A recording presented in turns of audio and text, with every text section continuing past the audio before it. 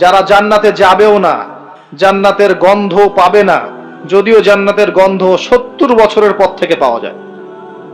কারা তারা? নিসাউন কাসিয়াতুন আরিয়া, এমন নারী যারা কাপড় পরেও নগ্ন থাকে। কাপড় পরেছে বাট নগ্ন, মানে কাপড় পরার পরেও শরীরের সমস্ত কাঠামো দেখা যায়, বোঝা যায় জান্নাতে যাবে না। মঞ্চ মেয়ে এসে বক্তব্য দিচ্ছে, মাশাআল্লাহ। পাশে আবার হুজুর বসে চা খাচ্ছে। দুইটা হাদিস বলবো মেয়েদের জন্য। এখানে মা বোনরা আছে? নবী সাল্লাল্লাহু আলাইহি ওয়াসাল্লাম বলেছেন, শেষ জামানার সবচেয়ে বড় ফিতনার নাম কি বলেন? না, মাসিহুদ দাজ্জাল। কি নাম? মাসিহুদ দাজ্জাল। এই পৃথিবীর সমস্ত ফিতনা একত্রিত করলেও দাজ্জালের মতো কিন্তু হবে না। এই দাজ্জালের অনুসারী হবে এক শ্রেণীর নারী। মাসিহুদ দাজ্জালের অনুসারী হবে এমন এক শ্রেণীর নারী যাদেরকে মুমিন পিতা, ভাই বা স্বামী ঘরে রাখতে পারবে না, তারা বাঁধন ছিঁড়ে বেরিয়ে যাবে। এখন কোন কারণে আপনি তাদেরকে বাসায় রাখতে পারছেন না, আপনি চিন্তা করেন। আর দাজ্জাল আসতে কতটুকু বাকি আছে আপনি ভাবেন। আপনি ভাবেন, ভাবতে বলছি। আরেকটা হাদিস নবীজি বলেছেন, আমি এক শ্রেণীর নারীর কথা বলছি যাদেরকে আমি এখনো দেখি নাই, মানে 1400 বছর আগে তারা ছিল না পৃথিবীতে, তারা আসবে এক সময়, যারা জান্নাতে যাবেও না, জান্নাতের গন্ধ পাবে না, যদিও জান্নাতের গন্ধ 70 বছরের পর থেকে পাওয়া যায়। কারা তারা? নিসাউন কাসিয়াতুন আরিয়া, এমন নারী যারা কাপড় পরেও নগ্ন থাকে। কাপড় পরেছে বাট নগ্ন, মানে কাপড় পরার পরেও শরীরের সমস্ত কাঠামো দেখা যায়, বোঝা যায় জান্নাতে যাবে না, ঘ্রাণও পাবে না।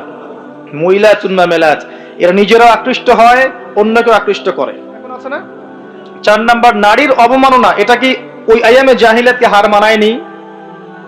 একটা আন্ডারওয়্যার কিনতে যান, কার ছবি থাকে? কার ছবি থাকে?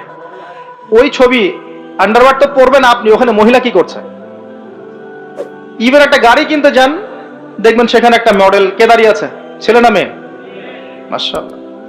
যেখানে যাবেন সেখানে। কাপড় কিনতে যান, দেখবেন মহিলার পুতুল রেখে দিয়েছে।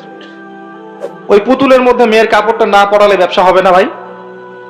উসমান রাদিয়াল্লাহু আনহু ব্যবসা করেন নাই? আব্দুর রহমান বিন আউফ রাদিয়াল্লাহু আনহু ব্যবসা করেন নাই? দীর্ঘদিন আবু হানিফা রাহিমাহুল্লাহ তিনি ব্যবসা করেন নাই কাপড়ের?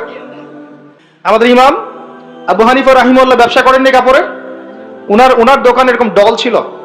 আমরা হানাফি না, হানাফি মাযহাব ফলো করি না, আমরা তার উত্তরসূরি কই হতে পারলাম? আমার দোকানে মহিলার মূর্তি কেন? রমজান মাস আসার আগেই সব মূর্তি বহিষ্কার চাই এই কাপড়ের দোকানগুলো থেকে। পারা যাবে ইনশাআল্লাহ? আল্লাহর জন্য করেন, আল্লাহ আপনার দোকানে আরো বেশি ডাবল কাস্টমার পাঠাবে ইনশাআল্লাহ। রিজিকের দায়িত্ব কার? সুবহানাল্লাহ। কি একটা ট্রেডিশন চলছে, দেখবেন শোরুমে দেখবেন মেয়ের মূর্তি দাঁড়িয়ে আছে, আর গায়ে কিন্তু কাপড় চোপড় খুব একটা থাকে না। এতে কি মেয়ের ডিগনিটি, সম্মান বাড়ছে? যেখানে যাবেন সেখানে নারীর অবমাননা শুরু হয়েছে ফ্যামিলিস্ট রেভলিউশনের মধ্য দিয়ে।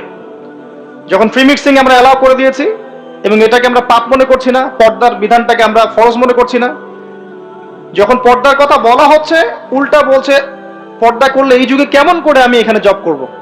জব করতে কে বলেছে আপনাকে এখানে? আপনি পর্দা করবেন। পর্দা করলে আমি কিভাবে ছেলেদের মধ্যে জব করবো এই প্রশ্ন করছেন কেন আপনি? আল্লাহ বলেছেন পর্দা করতে, সে উত্তর দিচ্ছে যে হ্যাঁ পর্দা আল্লাহ করতে বলেছেন, কিন্তু পর্দা করলে পরে আমি কিভাবে ছেলেদের মধ্যে কাজ করব? তাহলে কাজ করতে কে বলেছে আপনাকে ছেলেদের মধ্যে? আল্লাহ বলছে আপনাকে পর্দা করতে, পর্দা করেন। সিম্পল। হ্যাঁ, যদি আপনি মেয়েদের ক্ষেত্রে কাজ করতে পারেন, এখানে সব মেয়েরাই, এখানে ছেলেদের ইনভলভমেন্ট নাই, মোস্ট ওয়েলকাম। আল্লাহ আপনাকে বাধা দেন নাই, রাসূল বাধা দেন নাই। খাদিজা রাদিয়াল্লাহু আনহা তিনি ব্যবসা করেননি?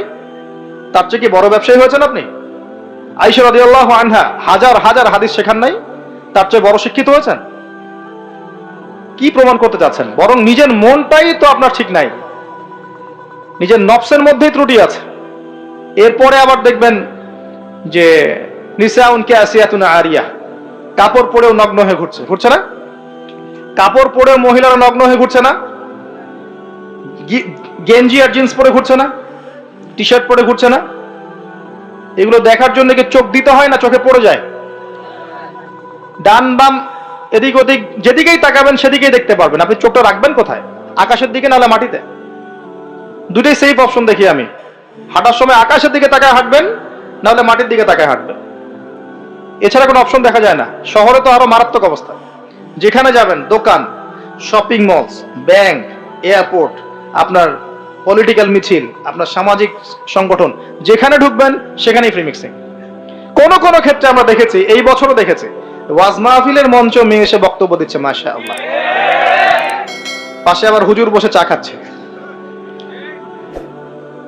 চা না কফি আল্লাহ ভালো জানেন। সুবহানাল্লাহ। এগুলো আসলে হাসির বিষয় নয়। বিষয়টা হচ্ছে কাঠামোটা নষ্ট হয়ে যাবে তখনই যখন আমরা ফ্রি মিক্সিং অ্যালাউ করে দেব। এরপরেও ধর্মের নামেও আমরা কোন কোন ক্ষেত্রে মেয়েদেরকে বঞ্চিত করছি না। মেয়েরা দিন শিখতে চাচ্ছে, আমরা কিন্তু অ্যাক্সেস দিচ্ছি না। কোরআন হাদিস শিখতে চাচ্ছে, তাদের জন্য উপযুক্ত প্রতিষ্ঠানগুলো করতে পারছি না, করতে পারলেও খুব সংখ্যায় কম। সম্পত্তির অধিকার দিচ্ছি না মুসলিম হয়েও, এটা করছি না। আল্লাহ রাস্তায় সময় লাগানো একজন ব্যক্তি বলছে যে আমার বোন আমাকে সম্পত্তি লিখে দিয়েছে। যে লিখে দিয়েছে মানে কি? আপনি দেন নাই তাকে সম্পত্তি? বলছেন না, আমি বুঝিয়েছি তাকে যে ও যদি দিয়ে দেয় আমাকে, আমি তো আল্লাহর পথেই ব্যয় করবো, ওর তো সওয়াব হবে। কি বুঝলেন? ও দিবে কি দিবে না তার পরোয়া নাই, আর তুই দে, তাহলে তুই যে দিলি আমাকে, তোর তো নেকি হইলো, এটা বুঝিয়ে দিল তাকে। দিন এটার নাম নয়। যার যার হক তাকে তাকে দিতে হবে। আমরা কিন্তু অনেক ক্ষেত্রেই মেয়েদের অধিকার দিচ্ছি না। আপনার ঘরে একটা ছেলে সন্তান হলে আপনি খুশি, মাশাআল্লাহ, মুখে হাসি, মিষ্টি বিতরণ করছেন, গরু জবাই করে খাওয়াচ্ছেন।